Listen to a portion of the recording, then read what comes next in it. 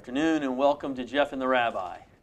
Rabbi Freeman, a lot of tough things have been happening in the world lately, especially in this country. You know, we've gone from the horrible situation in Boston where these jihadist terrorists killed and maimed hundreds of people, you know, innocent people that had nothing to do with anybody else.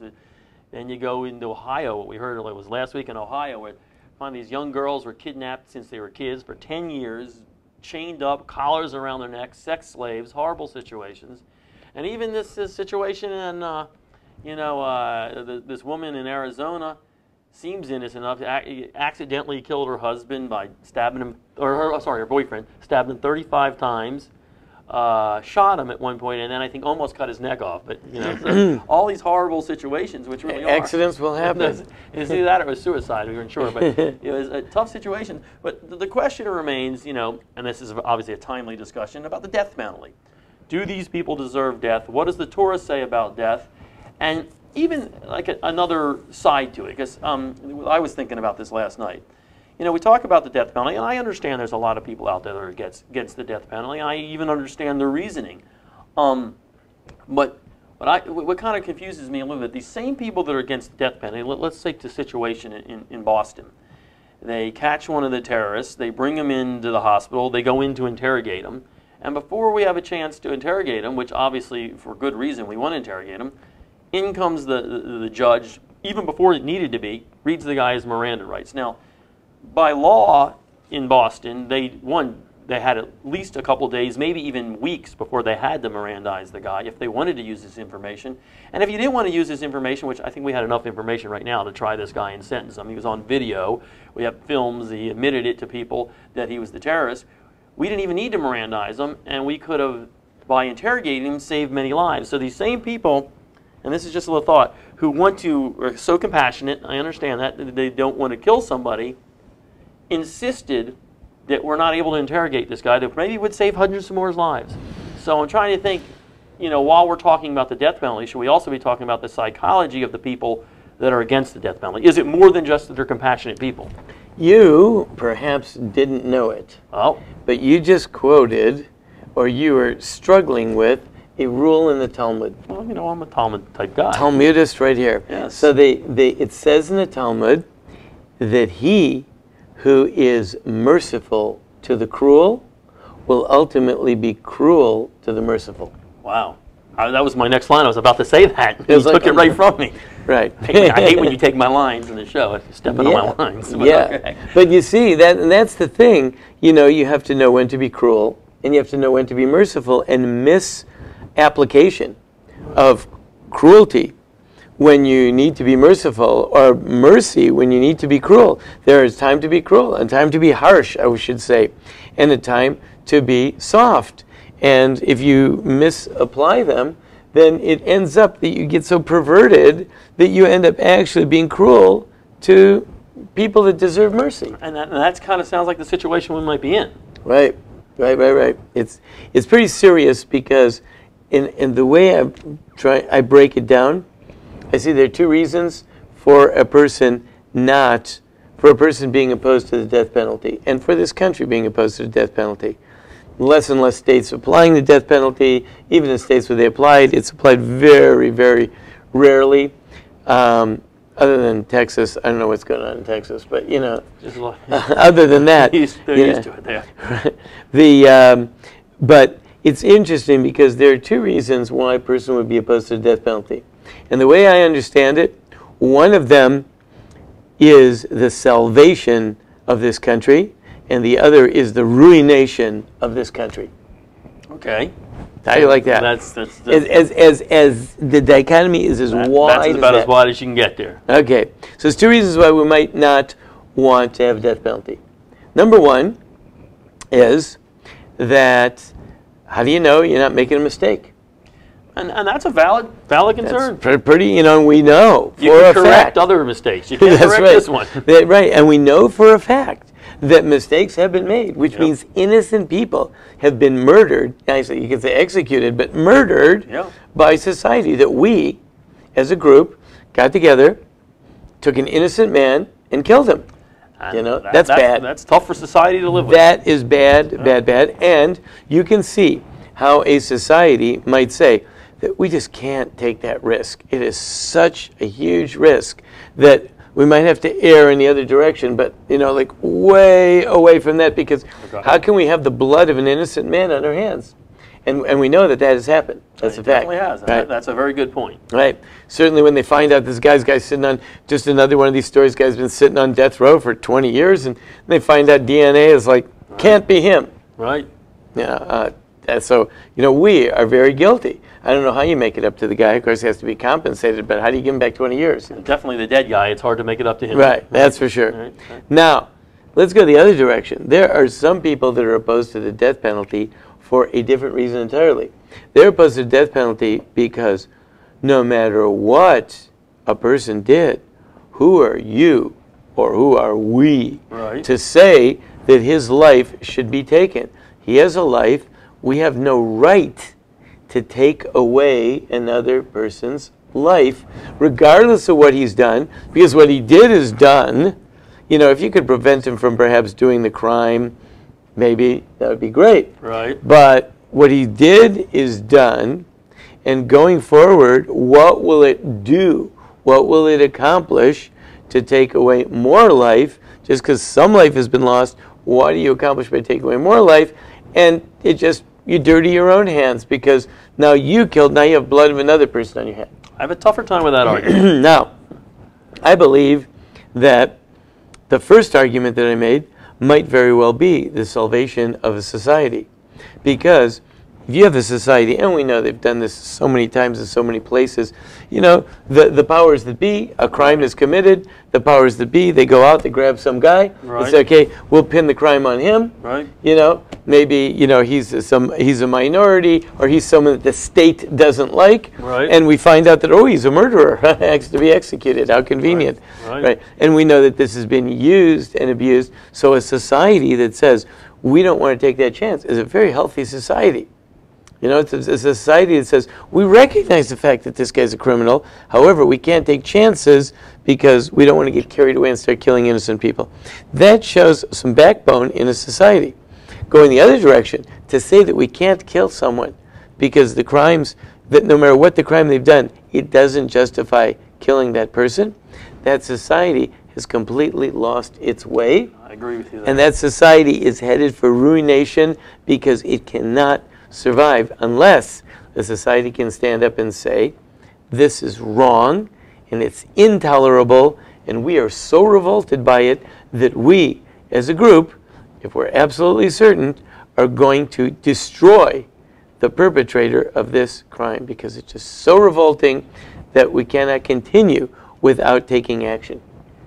I definitely see the difference between the two. Right? And if we don't do that, that society is done for. Toast. My worry is that today the reason for a lot of people in this country being against the death penalty is reason number two, not reason number one. Right. I mean, reason number one is a logical reason. We're a compassionate society, and we're also a very careful society. We don't want to kill somebody. It's the ultimate penalty. You can't do that. Reason number two, I have a feeling, especially when, like an example of what we saw with the situation in Boston, where immediately we're going to give this guy Miranda rights so we can no longer interrogate him. We can no longer save thousands of lives. So it can't be the compassion there anymore. Hundreds of lives, 2 lives, whatever it is. Right. It can't be the compassion. It's just we say we have no right to make this type of decision. Right. And societies swing in pendulums. You know, once upon a time, we all know, going back in our own history in this country, and certainly in many, many other countries, that, you know, a crime was committed, a victim, a perpetrator has to be found, and then the police would pick up some guy, and then maybe in the course of the trial find out that really he wasn't the guy, but you know, they're too far committed to this to back off, and it wouldn't look nice now. No. And anyway, he's just whatever. Nobody cares about him. You know, he's some low life, and therefore, you know, we'll just. So that's one. You know, now those societies tended to have be very strong about punishing injustice. But sometimes they get carried away, and they, you know, after a while, punishing injustice became more important than the injustice, than removing the injustice. The punishment became more important. Then you swing to the other extreme. Now there can be no punishment, because I can always understand everyone. As a matter of fact, I saw a great article. This bomber I guess I'm supposed to do. I have to also say accused. You might have to say accused, and don't say jihadist, or don't alleged say terrorist. Right? Do I also have to say alleged? I mean, or can I? Just, I watch the news; they say alleged, but you know what? Go ahead. Let's I don't know. Like, can we refer this to our legal department here? We have to do that. Do I even have to say alleged, or is that only on TV? Right, You know. But anyway, whether I have to say alleged or not, so this bomber in Boston. I read a great article. The guy says, well, he's in line for a professorship at a major college. I think I read that too. Because it's true. There's the Bel-Airs and all these guys. There's that other woman in Columbia University. She's now in a professorship. Right, maybe even become an advisor to the president. I mean, right. I mean, okay, so he killed some people, and there's bereaved families and children and maimed people. Right. But, look, that was then. Who knows? So, good point. As a society has become completely twisted out of shape, and if society can't say about this guy in Cleveland, we are so revolted that we cannot move one step further. I mean, listen, what happened in Newtown, all these children get killed. I know everyone, as soon as the perpetrator himself got killed, it was like, thank God. Right? Thank God that he's dead, because otherwise he'd have to go through this whole trial, and then he'd be found insane and he'd be put away. And then, and thank God that we just removed the guy. But even without that, if you can't look at a guy and say this guy is so vile and so horrific that if we can go to bed tonight and say our society can tolerate in its midst a person like that, then what kind of society is that? Well, you are missing a couple really important points, though.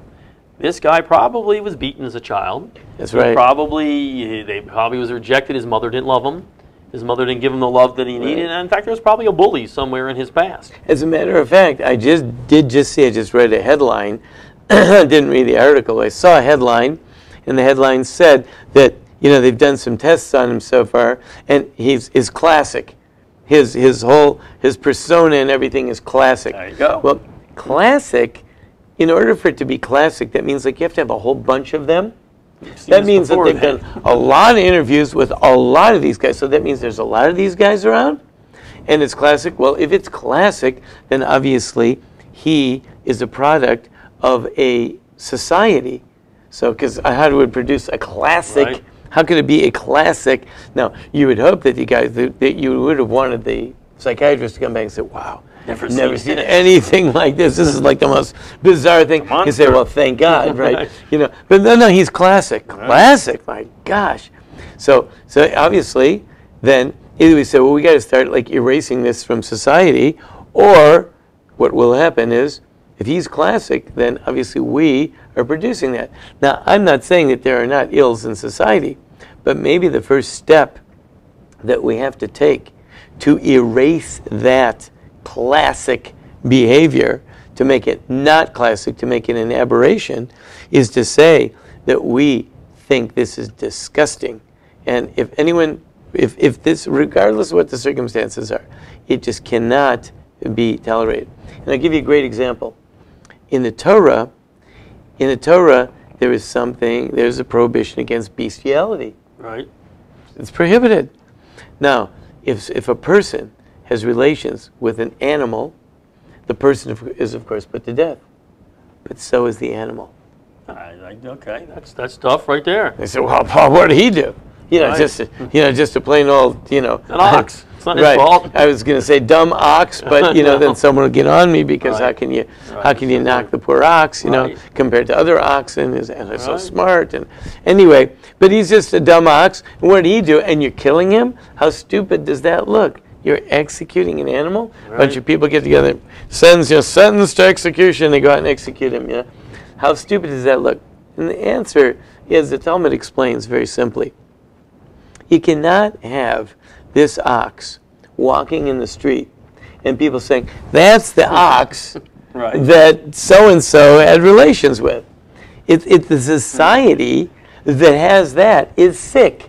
Well, hold on a second. I got a question. So these, obviously, these group of rabbis have never been to Mississippi because after their prom, You know, half the animals are walking out. It could have been a prom date. Right, that's right. You know, and I know something. I know nothing wrong with Mississippi. I know for a fact that the rabbis of the Talmud had never been to Mississippi. Never been to Mississippi. Okay. I know that for a fact. Okay, I have it on very good authority. Okay, good. Yeah, Good. yeah. So you know, if something has happened, just the very continued presence of the token of that thing in society. Now, this guy might have had every reason to do what he did because of his past and his upbringing and his parents and his teachers and his society and the U.S. Army and I don't know what in the world it would be, you know? But the bottom line is he is a token. He is certainly no better than the animal that did it, even if you want to take away culpability from the guy. Right. But at the very least, he is the object that perpetrated the crime. And that, I think, you made the best point. It has to be erased because we cannot have that person around in society so that you can point to and says, yes, that's the guy that did X, Y, and Z. So then, see, to follow through on that a little bit, you have Mark David Chapman, the guy who shot John Lennon, or John Hinckley, the guy who shot Reagan. Obviously, there's a mental problem there. Right. But again, does that matter? Whatever that mental cause, whatever caused that problem, they went and they killed this guy, or shot the president, or killed John Lennon. Should they be erased from society? You know, perhaps we could find some line, but anybody who's committing this crime has got to have a mental issue. I mean, I mean, I'm probably not going to do. I have other mental issues, but not that one. As a matter of fact, the Talmud says that a person doesn't commit any sin without experiencing temporary insanity. Okay. I mean, let's say if you believe in God, let's say, and God says don't eat ham, and a person eats ham. Well, that's the craziest thing in the world. If you believe in God, and you know God's in control of the world, and he knows he's going to slam you for eating the ham, so how can you go eat the ham? You must be insane. And the Talmud says, yeah, anytime anyone sins, it's temporary insanity. Now, he might regain his sanity a moment later, but at the moment he sinned, it's temporary insanity. But still, he's culpable. He's culpable for the punishment because he committed the crime. And as I said, at the very least, he's no worse than the animal that did the act, or that had the act done with him. Right. But we cannot let it continue to exist in society. You know, there's a law that some of these people who do these horrible things, they're not allowed to benefit from writing a book about it. Right, true. You know, you're not allowed to benefit. But you can write a book about it. Right. You can write a book about it. Can't benefit from it. You know, but if you give the money to da-da-da, which means the society then becomes even sicker because everyone opens the book and reads in lurid detail, which everyone is, by the way, just dying to get all the details about what happened in Cleveland, which means that by now there are already like 1,000 or thousands of wannabes out there looking to do the same. And that's a very good point. And that's a very good point. Well, let me ask you this. In the Torah, who are the people that make the decision? Who does the Torah say are the people that make the decision to put someone to death? Is it just a majority of your peers? Or? So this is where you see that the Torah, there's two extremes. And a lot of people who are somewhat familiar with the Torah will quote the very famous passage in the Mishnah that says, if the court killed someone once in 7 years or once in 7 years, they're considered to be a bloodthirsty court. And they would always try to get people off the hook. That was because they wanted to be extremely, extremely judicious and wanted to be very, very sure.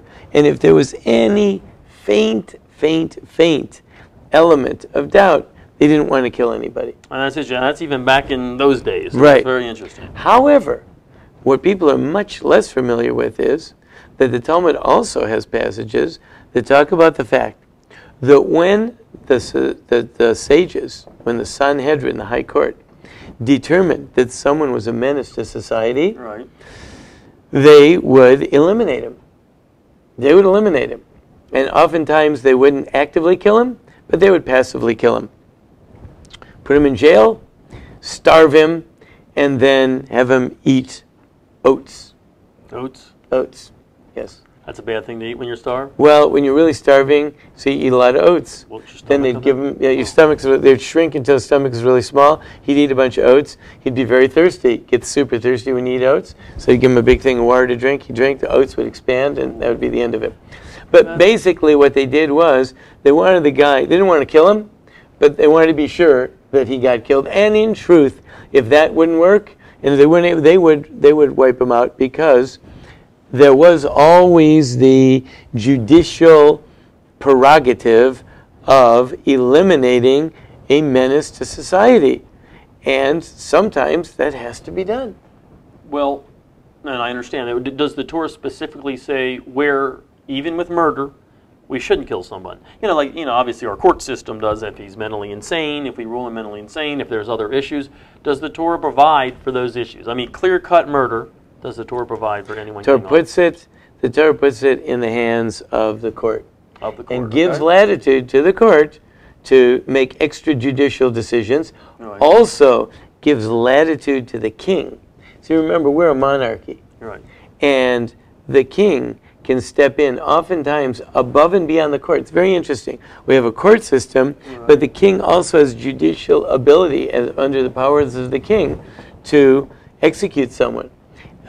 Just for if he feels, if a person, if a king says jump and the person doesn't say how high, right, he's done for. So the king has a lot of latitude also to remove people that he views as being a menace. So there are safeguards, as much as we're so judicious, so careful, super careful about never killing an innocent person, and that's our credo.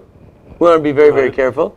But there are safeguards in society built in so that all of that care and caution cannot turn. You could have a streets that are full of bloodthirsty murderers. Right, right.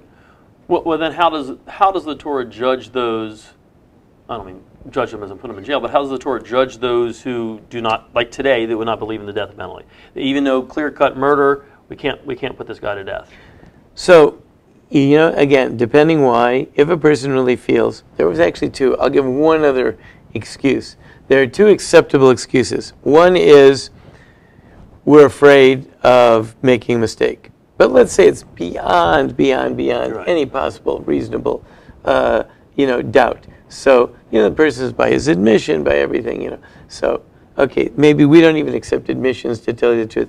But we've got 2 witnesses. We've got 1,000 witnesses. We've got 1,000,000 witnesses. You got video cameras. You got everything. Right. Yeah, but everyone's at the Super Bowl, and a guy walks up to the other guy. Well, 100,000 people plus an audience, a TV audience of billions is watching, and the guy walks up to the guy and pulls out a gun and shoots him dead. Right. Everybody saw it. Right. The identity of the murderer is crystal clear. Right. The victim is dead. So even in that case, so then the Torah would say there might still be reasons why the person would get off, because we have a lot of procedure, and we might even let the guy off. But that's where the court will step in and say, okay, we might not be able to convict him, but he is a murderer, and if the court perceives that he's a menace, which means that he might do it again. Now, if the court perceives that he's not going to do it again, but for whatever reason we didn't carry out court procedure properly, we will let the guy off the hook, and we'll say there's always God, and God's going to have to straighten it out. No, that's very interesting. If we perceive that he's a menace, that if we let him off once, he'll do it again, then we will see to it that he is exterminated. Right. And that's interesting. That is also an important thing, and we will see to it that happens, no matter what. Well, that being said, then we bring to the case of Israel. Israel obviously doesn't have a death penalty. They've got terrorists in their jails that have been caught red-handed, obviously blowing up, killing people, shooting people. They've got other people obviously that have killed people. In fact, as far as I know, there's only been one exception, which we can talk about in a minute. But what does that mean for Israel? Israel, they're terrorists. Right. It's interesting. Israel did execute Eichmann. Like the only guy I guess they've ever executed. I think the only one they ever executed. So, I believe that the Eichmann execution was an important statement. The fact that it's on the books. In other words, it might very well be that according to the Torah, let's put it this way, I'm a bigger proponent of the death penalty than actually execution. Okay. A society must say that there are things that you can't do, and if you do them, we will murder you. We will execute you. Now, even if in practice, because of all the safeguards we put in place, it'll never be carried out. Right, right. It still is healthy to have it on the books. I agree with you there. I agree. It's got to be on the books. So therefore, like I said, I'm a big proponent. I believe the Torah is a big proponent of the death penalty. The Torah might not be a very big proponent of execution. That's a big difference. But the penalty needs to be, and society needs to be able to say, this is abominable, we can't tolerate it, and we won't tolerate it. Now, it might come out that in the fact, when it comes down to the nitty-gritty, there is procedure, and we're afraid to abandon our procedure, even with this guy, because the next guy might be innocently killed. And I can even see that. I can even see that. I can see an argument say, listen, we didn't, you didn't read him his rights, and therefore you can't kill him. And you say, but he's for sure a murderer. Yeah, but we're afraid the next time they won't read his rights, and the guy really needed to have his rights read to him. Right. And I could even see that as an argument. Okay? I can even see that, because we need to safeguard the next guy down the road. I can understand that. But to say that there should be no death penalty, that we never have the right to execute people, a society that can't say that there are times when people have to be executed has lost its way, and certainly is going to just wander off a cliff. And it may make sense. Now, one kind of question about this. Now, you have Islam and you have Judaism. They come pretty much from the same background, especially in the judicial process. The difference is everything you just said right there, not happening under Islam, under Sharia law. They use the same methods of execution. Mm-hmm. They use the same, pretty much for the same things. Right. But they execute. They don't have anything you just said. That's right. What do you mean execute? They mutilate also. Mutilate, execute. Steal, cut off the hand that stole. Right. So, I mean, there you can see someone saying, well, we don't want a society like that. Look at that society. They have the same rules as your society. Right. So this is where you see that the Torah has death penalties galore. On the other hand, the Torah carried out those death penalties super, super sparingly. And if a person, even on procedural, if a person could be released on procedural grounds, we did it because, A, we always trusted that there's a God, and the God wants to stand by our procedure, so God will get him. That's A. And B, though, we do have to remember that if the person was a menace, they did see to it that he was. So you're saying if a woman happens to be walking alone with another man, we're not going to bury her up to her neck and stone her to death? Most likely not. And I'll tell you something else, by the way. We even have a rule, one of the most amazing rules, that a person cannot incriminate themselves. That is interesting. So you could admit to a crime, and we wouldn't believe you. And as a matter of fact, even further, if a person admits to something that carries with it a penalty, like a court penalty, like a fine or something like that, if you admit before you get caught, then the fine isn't levied. So what you got to do is, if you were expired parking meter, you got to run into court before they write you a ticket and admit to the fact that you parked with the park. That could get a little interesting, that concept. Yeah, I admit it. I did it. I was fine. Well, that's interesting, and I think really comes down to is for those people out there who are against the death penalty, you got to come down to the first two points that you made today. I mean, are you against the death penalty for what seems like legitimate reasons? We have to make sure we don't want to kill somebody who's wrong. Obviously, you can't do that. Or is it because for some other reason you're just not for killing anybody? And then I think you had to rethink the situation. And you really need to watch the show again, because there has to be a deterrent in society, an ultimate deterrent in society. That second reason, what it really says is life. It hides behind the guise that we can't take anyone else's life because life is so sacred. What it really says is life is meaningless. Right. Because if you can't kill someone else for doing heinous things, then life really is meaningless because it's just a free-for-all. I think that makes sense. I think that says it all. Very interesting, and I'm sure there'll be a lot of different opinions on this, so you got to pass this one around. Good show. All right, great. Well, I guess we'll see you next week. on another episode of Jeff and the Rabbi.